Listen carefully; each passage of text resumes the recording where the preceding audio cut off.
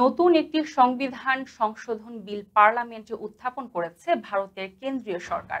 এই বিল অনুযায়ী নির্বাচিত জনপ্রতিনিধিরা যদি কোনো গুরুতর অভিযোগে গ্রেপ্তার বা আটক হয়ে 30 দিন কারাগারে থাকেন, তাহলে তারা পদে থাকতে পারবেন না।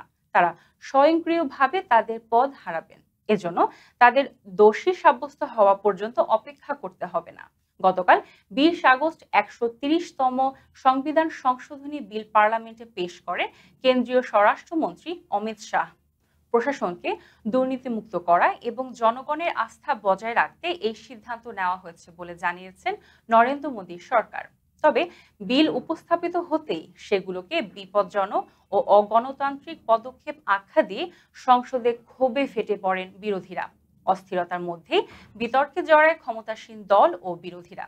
বিরোধী দলগুলো মনে করছে, এই বিল কার্যকর হলে কেন্দ্র সরকার বিরোধী রাজনৈতিক নেতাদের বিরুদ্ধে উদ্দেশ্যমূলক অভিযোগে তাদের কারাগারে পাঠাতে এবং স্বয়ংক্রিয়ভাবে পদচ্যুত করতে পারবেন। ফলে জনগণের ভোটে নির্বাচিত নেতৃত্বকে বিচার ছাড়াই সরিয়ে দেওয়া যাবে, যা ভারতের সাংবিধানিক কাঠামোর সম্পূর্ণ বিরোধী।